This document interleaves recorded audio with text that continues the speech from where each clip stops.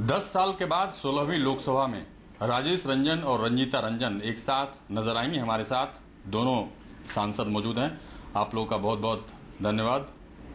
2004 में आप और रंजीता जी दोनों सांसद एक साथ थे। 2014 में वो वक्त आया है।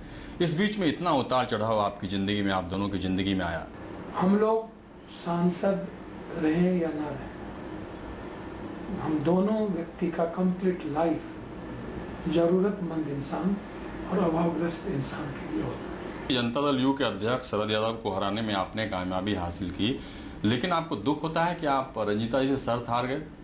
नहीं, शर्त की कोई बात नहीं है। मुझे तो खुशी होती है। शर्त ये थी कि रंजीता जी ने आपको चैलेंज किया था कि आपसे ज्यादा वोट मुझे मिलेगा। मुझे खुशी होती है कि मुझे प्राउड है, मुझे खुशी है। कांग्रेस का आशीर्वाद इनको मिला। बात सही है कि कोई नेता लीडर नहीं गए। पूरी लड़ाई आपने लड़ी। आपको लगता है कि ये एक खुशी का समय है कि दोनों लोग चुनाव लड़े अलग अलग पार्टियों से और दोनों चुनाव जीतने में कामयाब रहे? बहुत खुशी का समय है और इस स्ट्रगल के टाइम ने हम लोगों को बहुत कुछ सिखाया। आप पे एक फिदा कैसे हो गए? आप पे कैसे, मतलब मैं पहले आपसे जानना चाहूंगा, फिर इनसे जानूंगा कैसे, मतलब आपको ये लाइक करना शुरू किया उन्होंने? देखिए, अब एकदम से पॉलिटिकल से पर्सनल लाइफ में घुस गए। हम लोग, मैं खेलती थी, स्टेट खेल रही थी, टेनिस खेल रही थी। इनको कहीं से पता चला होगा। ये मेरे को ग्राउंड में 2-3 बार देखने आए, मुझे नहीं मालूम था।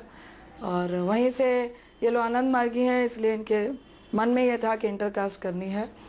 तो ये घर प्रपोजल लेके आए थे और फिर 2-2.5 साल रहे, चलता गया और शादी होनी थी, इसलिए हो गई। बाकी जानकारी आपको लेनी है तो बुक से ले सकते हैं। उसके बाद काफी स्ट्रगल देखने को मिला आपकी लाइफ में। आपको कभी एहसास था इस बात का कि पप्पू यादव जी जेल चले जाएंगे, फिर बच्चे को संभालना? बिल्कुल आभास नहीं था। मेरा बिल्कुल डिफरेंट सिनेरियो था, इनका बिल्कुल डिफरेंट था और इतना मैंने नहीं समझा था। मैंने कहा चलो पॉलिटिकल है, एमएलए थे उस वक्त तो, लेकिन पहले पता चला we have no personal life. उसके बाद इतना सारा कुछ चेंज हुआ, इसमें षड्यंत्र है, सिर्फ अच्छा काम ही नहीं होता, पीछे से यहाँ पर छुरा भोंका जाता है। आप लोगों के शुभचिंतक जिन्होंने आप दोनों की शादी में भी अहम भूमिका निभाई, एसएस अहलूवालिया जी भी सांसद बन के आए हैं। भले ही वो बीजेपी में हो, लेकिन पारिवारिक संबंध रहता है, व्यक्तिगत संबंध रहता है, चाहे दूसरी पार्टियों में कोई भी रहे। खुशी है आपको कि एसएस अहलूवालिया जी भी? एज अ फैमिली मेंबर बहुत खुशी है, बहुत अच्छे लोग हैं। और पार्लियामेंट डिफरेंट है, वो एक फील्ड है जहाँ पर हम लोग अलग हो गए हैं। बहुत सारे ऐसे बीजेपी के लोग हैं जो हम लोग के साथ फैमिली रिलेशन है और वो अलग चीज है। इतनी गंभीर परिस्थिति में भी आपने जो कुछ सीखा परिस्थिति से, अनुभव से, कभी आपने पप्पू जी को बोला कि अब जो है कम से कम ये करना बंद करिए, और आपकी सलाह इन्होंने मानी क्या?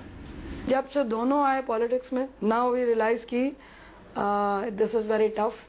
और ये पब्लिक लाइफ में 24 आवर की ड्यूटी होती है। हमारे पास ऐसा कोई शेड्यूल नहीं है जिसमें हम आपको कह सकें कि भाई हमारे इतने आवर की ड्यूटी है। मतलब अब आपको लगता है कि एक नई शुरुआत आप दोनों की जिंदगी में, दोनों सांसद बन के आए हैं अलग अलग पार्टी से, एक नई शुरुआत आप लोगों को करना चाहते हैं?